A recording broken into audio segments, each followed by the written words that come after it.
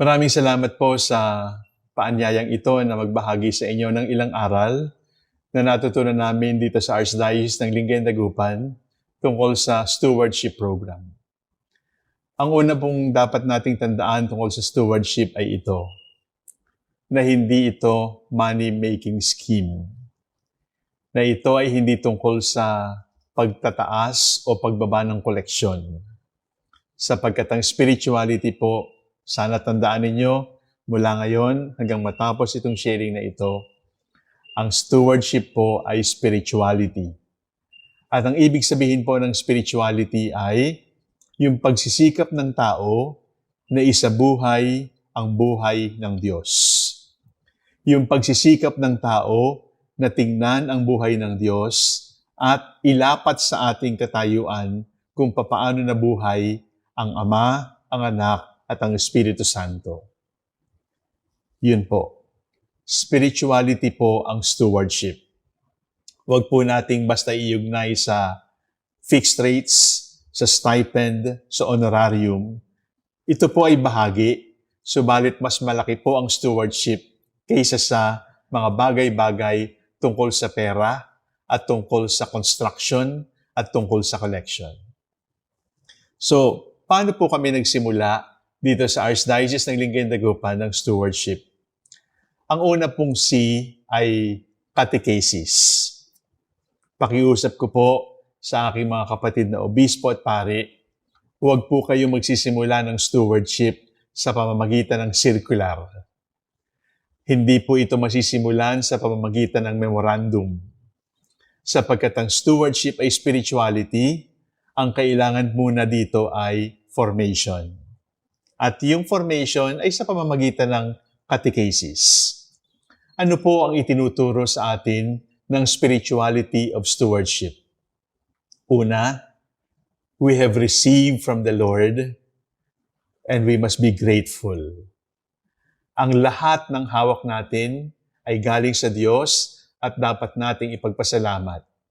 Pati na yung problema natin, galing na rin sa Diyos yun upang matutunan natin ang mga aral na nakapaloob sa isang problema at tayo ay bumuti at tayo ay maging mas mabait, mas banal na tao. We have received and therefore we must be grateful. Ang ating panahon ay tinatawag na parang throwaway generation, na kapag ayaw mo na, tapon. Bakit mo itinatapon? Kasi hindi mo na nakikita ang mga bagay-bagay, ang mga tao sa iyong paligid bilang biyaya ng Diyos. Pero sa stewardship spirituality, palagi nating sasabihin, ang lahat ay biyaya ng Diyos. At dahil ang lahat ay biyaya ng Diyos, ang lahat dapat nating ipagpasalamat. We have received and therefore we receive gratefully. Pangalawa po ay we cultivate responsibly. Ang ibig sabihin nito, ang isang mabuting steward ay hindi lamang basta tumatanggap. Kasi kapag tumatanggap ka lang at tumatanggap, pero hindi mo siya kinakultivate, hindi mo siya nililinang, hindi mo siya inaalagaan, ay magiging kamatayan mo sapagkat hindi ka nagbibigay. Kapag tumanggap ka ng hangin sa pamamagitan ng paghinga, hindi ba kailangan ilabas mo rin? Yun po ang ibig sabihin, to cultivate it responsibly, na hindi lang basta salamat po Lord, kundi payamanin natin, pagyabungin natin yung mga biyaya na ibinigay sa atin ng Diyos. Cultivate responsibly, ibig sabihin, aim at excellence. Ibig sabihin, yung natanggap natin, dagdagan pa natin sa pamamagitan ng ating pagsisikap at pag-aalaga. Pagkatapos ng cultivate responsibly, ay share generously. Ibig sabihin, huwag kang matakot na ikaw ay mauubusan. Ibig sabihin, share generously. Ibig sabihin noon, ang Diyos ay hindi natatakot maubusan. Ang Diyos ay hindi man lang naghihintay na pasalamatan. Give, because the greatest measure of love is to love without measure and to give without measure. And the perfect proof of loving is in giving. At ang pang-apat ay return to the Lord with abundance. Ang ibig sabihin noon ay, yung ibinigay sa atin ng Diyos ay i-multiply natin katulad ng mabuting katiwala sa Ebanghelyo. We return the gifts that we have received from the Lord with abundance. We receive 10, we make it 100. Di ka pwedeng tumanggap ng 10 at ibabalik mong 10 at ibabaon mo sa lupa at hindi na siya namunga at hindi na siya dumami. We receive from the Lord and we receive it gratefully. We cultivate responsibly. We share generously. And then we return to the Lord with abundance. Paano natin ibinabalik ang mga biyaya sa Panginoon? Sa pamamagitan ng kapwa-tao. Sapagkat ang bagong pangalan ng ating Panginoon ay kapwa-tao. Others. Because it is only in living for others that we can truly live for the Lord. So pagkatapos po ng catechesis, ay makikita natin na yung spirituality ng stewardship ay nakabatay sa spirituality ng komunyo. Yun po ang pinagsimula namin dito sa Lingayen Dagupan. Nagsimula po kami sa stewardship, pero nakita namin na ang tunay na tagapag-alaga, ang tunay na katiwala, ay dapat na namumuhay katulad ng Ama at ng Anak at ng Espiritu Santo. At ibig sabihin noon, komunyo. Kaya po dito sa Lingayen Dagupan, ang amin pong stewardship program ay tinawag naming pananabangan. Pero ang pananabangan po ay hindi stewardship. Ang pananabangan po ay komunyo. Communion of Saints, pananabangan po yon. Communion of the Faithful, pananabangan po yon. Ibig sabihin, yung pananabangan ay isinasabuhay natin at hindi natin maisasabuhay ang spirituality ng stewardship kung hindi tayo nabubuhay katulad ng pamumuhay ng Ama at ng Anak ng Espiritu Santo. Walang competition, subalit may kakanyahan. The Father is not the Son is not the Spirit is not the Father, but there is a bond of love that unites the Father and the Son and the Holy Spirit. And the Father, Son, and Holy Spirit loving together, living together, is only one God in three persons. Iyon ang spirituality ng stewardship na nakabase sa spirituality ng komunyo. Ngayon po, kapag yung buong spirituality ng stewardship na receiving gratefully, cultivating responsibly, sharing generously, and returning to the Lord with abundance, at ito'y nakabase sa spirituality ng komunyo ng Ama at ng Anak ng Espiritu Santo, ano ang epekto ng tunay na catechesis? Real catechesis should disturb. Kapag ang catechesis ay hindi nagdulot ng pagbabago, may kulang doon sa catechesis na yun. Kaya ang susunod po na epekto ng catechesis, ang pangalawang C ay confrontation. Ibig sabihin nito ay nakita natin yung stewardship program, stewardship spirituality. Nakita natin yung komunyo ng Ama at ng Anak ng Espiritu Santo. At nang makita natin ito, inilapat sa ating buhay at nakitang hindi yata lapat. Hindi yata magkatugma. Tayo ay bininyagan sa Ama at Anak Espiritu Santo, pero tayo ay nabubuhay para sa sarili lamang. Tayo ay biniyayaan ng Diyos, pero reklamo tayo ng reklamo. Marami tayong biyayang tinanggap galing sa Diyos, pero tinatago namin. At kapag nangangailangan ng kapwa-tao, takot na takot ako magbigay kasi baka ako maubusan. At kaya wala na tayong maibigay sa Diyos. So, merong confrontation. Confrontation of the values of stewardship against the values that we live. Confrontation from the values of komunyo sa values ng ating pamumuhay bilang tao, bilang Kristiyano sa ating lipunan. At sa paglalapat pong ito, doon po pumasok yung napansin namin na yung buhay ng simbahan ay buhay ng pagtutulungan. Pero kailan ka tumutulong sa iyong kapwa-tao?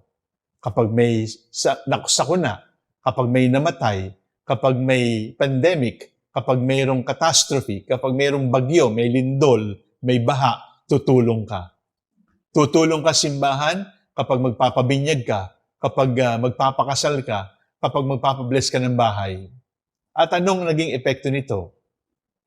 Nagkaroon po tayo ng arancel o kaya sabi natin ay fixed rates sa ating mga sakramento. Ito ay kinonfront po. Ito ay hinarap at nakipagtuos at nakipagbuno. At kami, kaparian, laiko, taong bayan ay nagdesisyon na hindi ito komunyo, na hindi ito stewardship, at kailangan nating baguhin. Bakit? Kasi po, yung kasalukuyang sistema na mayroong fixed rate ang bawat sakramento ay nag-udyok sa mga tao na kapag lumapit sa simbahan ay tatanungin, magkano po ang kasal? Magkano po ang binyag? Para bang nagtanong, magkano po ang gupit? Magkano po ang pedicure? Magkano po ang manicure? Magkano po ang shave? Ay, ang sakramento po ay parang naging komersyo at nagkaroon ng price tag. Hindi dapat yon.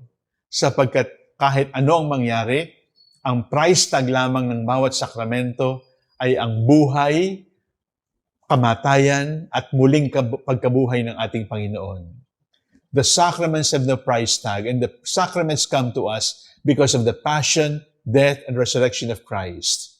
The sacraments come to us because of the communio of the Father, and the Son, and the Holy Spirit. At pangalawa ay hindi lamang ito nagkaroon ng misconception na ang simbahan ay pumepera. Ito ay nagdala rin upang lumayo ang mga tao simbahan. Kaya ayaw na nila magpakasal kasi maggastos yung kasal simbahan. Ayaw na lang magpa-bless kasi magastos yung magpa-bless ng bahay. Ayaw na nilang lumapit simbahan sapagkat alam nila bawat kilos, bawat wisik, at bawat blessing ay may katapat na pera. Mali. Maling-mali at napakamali. At kailangan po natin i-confront ito. Na hindi lang siya anti-poor. In fact, it is anti-sacraments. And it is also anti-clergy for all you know. Bakit po?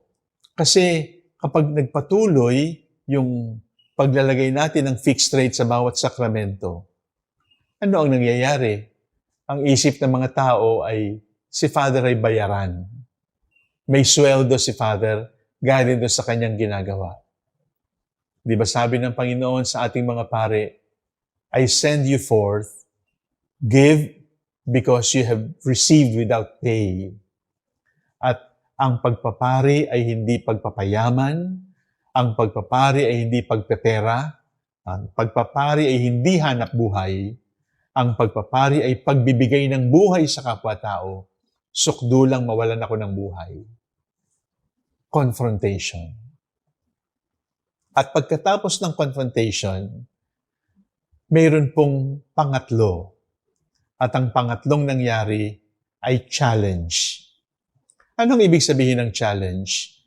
Kasi kapag confrontation ay nakikipag-away, away talaga ang idudulot noon.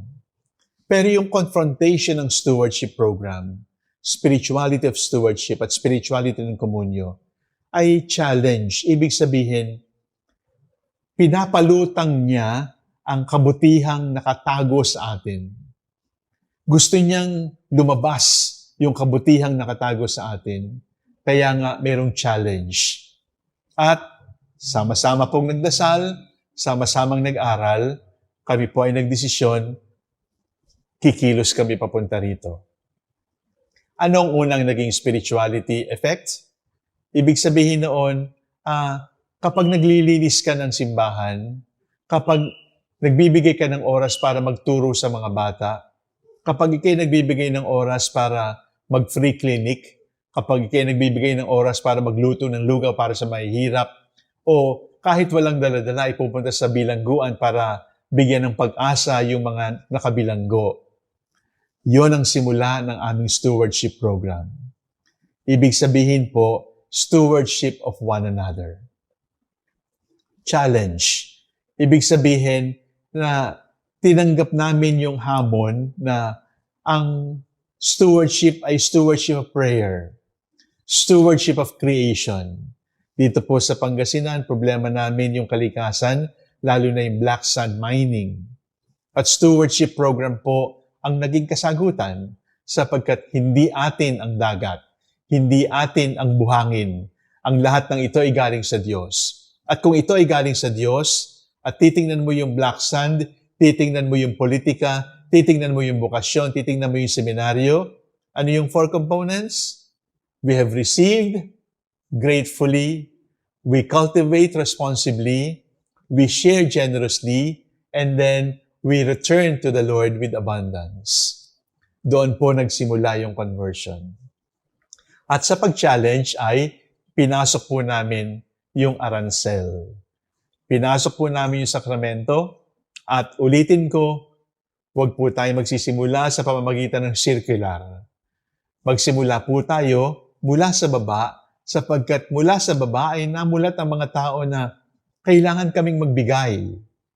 Kaya po, nagkaroon ng parallel, nandyan pa yung lumang aransel, pero pumapasok na rito yung stewardship program, stewardship of the church. At anong nangyari? Tumutulong sa kapwa-tao, kahit walang binyagan, kahit walang kasalan, kahit walang pamisa, regular at lifestyle natin ang tumulong sa kapwa-tao. At ang pagtulong hindi palaging pera. Ang pagtulong ay maaaring pagbibigay ng free professional services. Abogado ako, doktor ako, engineer ako, teacher ako, magbibigay ako, makikishare ako mula sa aking panahon. At pagkatapos noon ay nagsimula na po yung abolition ng aransel one by one, year by year. Unang tinanggal sa aransel ay yung kumpil kasi ako po ang minister. Pero pagkatapos po ng 1 taon, ang isinunod namin ay tinanggal yung fixed rate sa mga binyag. At pagkatapos po noon ay tinanggal yung fixed rate sa mga patay, sa blessing at funeral masses. At pagkatapos po noon, tuloy-tuloy na taon-taon. Sa loob po ng 6 na taon ay dahan-dahang nawala yung aransel at hindi po naramdaman yung kirot, yung anumang masamang epekto sapagkat ang totoo ay motivated ang mga tao, motivated ang mga Katoliko na magbigay. So pagkatapos po ng challenge, naroon ang pang-apat na conversion. Conversion, ibig sabihin na bago ang pananaw, na bago ang puso, at ang pagtulong sa kapwa-tao, pagtulong sa politika, pagtulong sa kalikasan, pagtulong sa eskwelahan, sa paaralan, sa kultura, ay bahagi na ng ating buhay. At pagkatapos noon ng conversion, ay papasok na doon yung contemplation. Ibig sabihin, dadalhin tayo sa katayuan na tayo ay nagiging madasalin, hindi lamang yung recited prayers, formula prayers, kundi yung pagtingin mo sa Panginoon at makita mo na, Panginoon, kayo po ang pinagmumula ng lahat. Panginoon, salamat po sa lahat-lahat. At Panginoon, ang lahat ng lahat pong binigay ninyo sa akin ay ibabahagi ko sa aking kapwa-tao. Ang lahat po ng simula ay catechesis. Huwag na huwag pong magsisimula mula sa memorandum, mula sa circular, mula sa synodal statutes, sapagkat hindi po ito magiging effective. Sapagkat ang tunay na stewardship ay spirituality. At kung ito ay spirituality, mas maraming taong nabubuhay sa spirituality ito, mas madali nating maisasabuhay. catechesis, at i-confront po natin. Huwag po tayong mahiya na makita na ang buhay natin ay saliwa, hindi lapat doon sa spirituality ng stewardship. Challenge.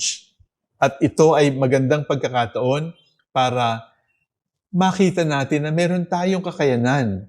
Huwag tayong matakot na mawalan. Huwag tayong matakot na mauubusan sapagkat hindi mangyayari yon. Ang sino mang magtiwala sa kagandahang loob ng Diyos ay hindi sisiphayuin ng ating Panginoon.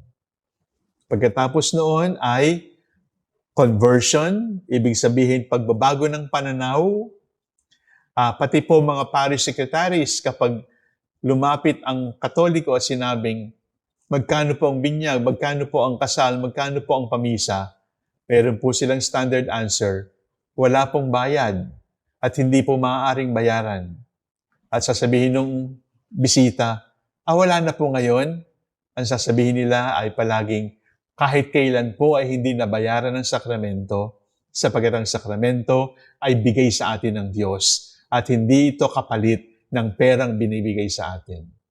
So, yun pong mga frontliners sa parish office, parish secretary, sila po ang naging kasangkapan, dagdag sa mga stewardship committees ng mga parokya. So, paano po dahan-dahan nangyari yon? Kapag season po ng Advent, simbang gabi, meron po kaming common homilies tungkol sa stewardship. Pagdating naman po ng Quaresma at saka Easter season, meron pa rin common homilies tungkol sa stewardship. Sapagkat napakayaman po ng salita ng Diyos, maaari tayong makakita ng iba't ibang component ng stewardship sa bawat ebanghelyo, sa bawat linggo ng ating liturgical year. Kailangan lang po talagang pagsikapan at kailangan bigyan ng masusing pag-aaral. At nang matapos po yung mga homilies na yon sa loob ng halos ay 3-4 na taon na sunod-sunod na iba't ibang homilies tungkol sa stewardship, ang nangyari po ay nagkaroon po ng stewardship committee sa bawat parokya. Sila po ang nag-handle ng catechesis, sila po ang nag-handle ng iba't ibang stewardship programs. Ulitin ko, hindi lamang po sa mass collection, hindi lamang po sa income ng parish, kundi pati yung mother butler na nagkukuskus ng sahig ng simbahan, stewardship yon. Pati yung katikista na pumupunta sa public schools before the pandemic, stewardship yon. Yung nagbibigay ng pera, stewardship din yon. Pero isang component lang po yon. Sapagkat ang pinakamahalaga sa stewardship ay pagkilala, yung 4 aspects. We have received generously, we have received and therefore we must be grateful all the time. Say thank you. Ang spirituality ng stewardship ay palaging nagte-thank you. Pangalawa, cultivate responsibly. Ibig sabihin, huwag mong pabayaang maagnas o mabulok o manatiling pareho lamang ang binigay sa iyo ng Diyos. Share generously and then return to God with abundance. Sa kahit anong mangyayari, i-apply natin ang 4 na posting ito, haligin ito ng spirituality of stewardship. At ito ay magiging lifestyle natin. Pamumuhay natin ang ating stewardship program sapagkat ang Panginoon ay komunyo, ang simbahan ay komunyo, ang mundo ay komunyo, at tayong lahat katiwala lamang. At sa huli, meron po tayong pagsusulit. Haharap tayo sa Diyos sa wakas ng ating buhay at titimbangin tayo ng Diyos kung paano tayo nabuhay dito sa mundo. At ang sana marinig natin mula sa Panginoon ay, welcome, good and faithful steward, enter your everlasting reward. Ang ibig sabihin po, ang stewardship program ay buhay natin. Ang stewardship program ay batayan natin bilang Kristiyano. At sa huli, ang pagiging steward, ang sukatan ng ating pagpasok sa buhay na walang hanggan. Subukan po ninyo ang stewardship program. Subukan po ninyo ang spirituality ng stewardship sapagkat sa aking pananaw, ito ang magpapabanal sa ating simbahan. Salamat po.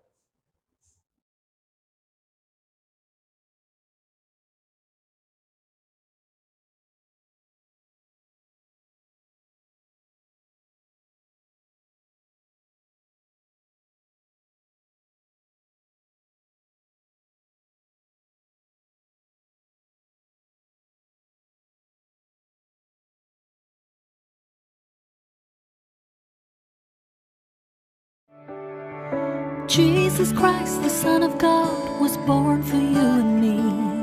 He came to bring the good news, from sin to set us free. The blind, the deaf, the lame, the poor, His power meant to see. He gave His life upon the cross, eternal life the key.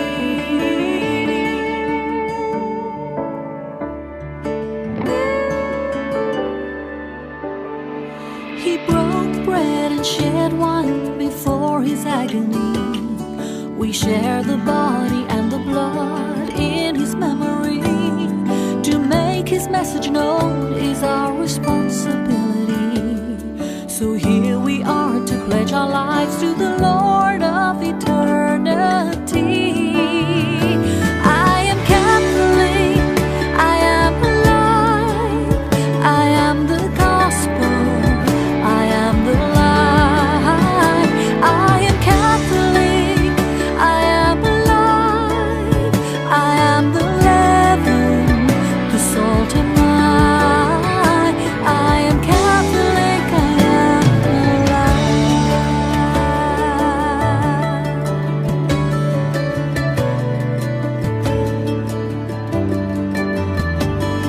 We carry Christ in our hearts, in what we do and say. We raise our voices, live the truth for those who've gone astray. Nourished by the Eucharist, we build community. So here we are to pledge our lives to the Lord.